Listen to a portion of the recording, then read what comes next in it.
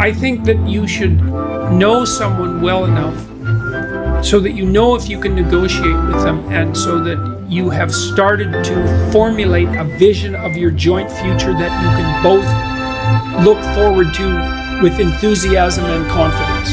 And of course, that's going to depend to some degree on your level of maturity, but that means you've considered such things as, do you have a sufficient number of joint interests, and are you oriented in the same direction with regards to how you're going to handle your joint careers and the possibility of children, and the manner in which you're going to interact with your in-laws. And you have to start considering your life together from the perspective of practicality and economics, I would say.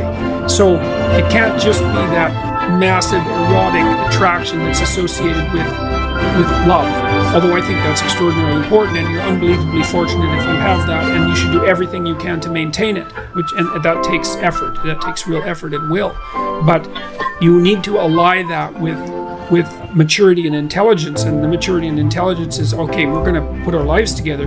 What's that going to look like at the level of detail? How are we going to handle our finances? Where are we going to live? What are our joint plans going to be? If you want to set up a household with someone, then there's a lot of things that you need to get straight, and you either do that by bringing your unconscious assumptions to bear on the situation and perhaps clashing where they don't match, or you sit down like a conscious and aware and articulate couple and start to negotiate what your joint responsibilities are going to be. And so that would be, well, who's responsible for the meals and when, and what are you going to eat, and who's going to get groceries, and who's going to pay the bills, and who's going to do which part of what household chores there are to do, and how is that going to be laid out fair. And so you should get to know the person that you're with well enough so that you can start discussing the real practical issues of life and determine whether or not you're capable of negotiating that. Unless you've really made a commitment to someone, like a lifetime commitment, and that's a serious commitment, one that you're not going to back out of. You're not going to take the relationship with the seriousness that's necessary to make it of the highest possible quality and sustainability across the course of your life.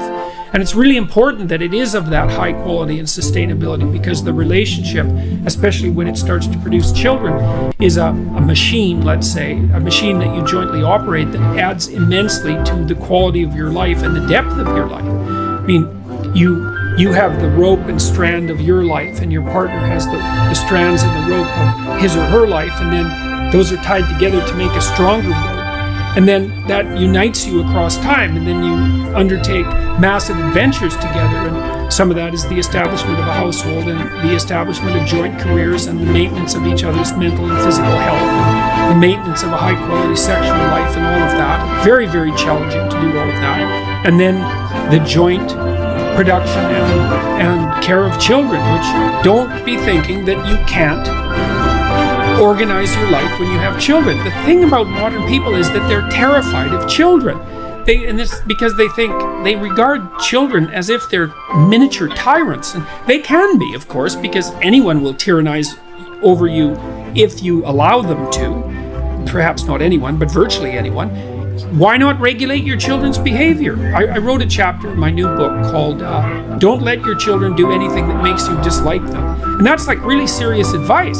It's like, if you allow your children to conduct themselves around you in a manner that makes you dislike them, if you're paying attention to the shadow side of yourself that can be aggressive and destructive, then having children is going to mess up your life. But you don't have to do that. You actually have a tremendous amount of control over the quality of your relationship with your children, and also the manner in which you choose to disperse your time. And I mean, don't be afraid of children, man. You're the adult, for God's sake. You've got the upper hand, and if you have a partner you can rely on, well then, you can both decide how it is that you're going to run your household so that you're actually thrilled to death that you have kids and that you have a life. Well, so I have a good marriage, thank God for that, and that's partly due to the outstanding moral quality of my wife, who I'm also extraordinarily attracted to. We've built a life together, and we've had kids together, and we're happy with our kids, and we had plenty of of struggle with our kids, because one of our children, my daughter, had serious health problems, which she seems to have managed to resolve, partly as a consequence of her own brilliance. But we've set ourselves up now so that our children are respectable and mature young adults, so thank God for that. And they've got partners who we both really like, and they're going to have children, and well, hooray, that means that this next part of my life is going to be something that I can advance into with a fair bit of hope. The shackled together is more like it's such a, I may have even said that, but it's such a cynical way of looking at it. It's more like what you've produced is an unbreakable bond between two beings, and that makes both of them better in every way if it's a relationship that's based on trust and genuine communication. It's a very difficult thing to attain, because you have to be willing to tell the truth, and the truth is generally a horrible thing. It's easy to tell the truth when everyone wants to hear what you have to say, but it's very difficult to tell the truth when no one wants to hear it, least of all yourself. You're not coming clean about old lies, generally, if that will ruin lives. And I don't think you forgive yourself precisely and focus on living truthfully in the future. You focus on living truthfully in the future, and perhaps you don't forgive yourself exactly. That doesn't mean you pound yourself into the ground with guilt. But if you have done things in the past that were reprehensible and that would destroy lives if were brought to light, then you should, I think that generally speaking, you should do everything you can to limit the spread of damage as you attempt to move truthfully into the future. You should get to know someone long enough to know that you too can tell the truth with each other, communicate, and negotiate, because the most important part of a relationship is the fact that you can tell each other the truth and negotiate.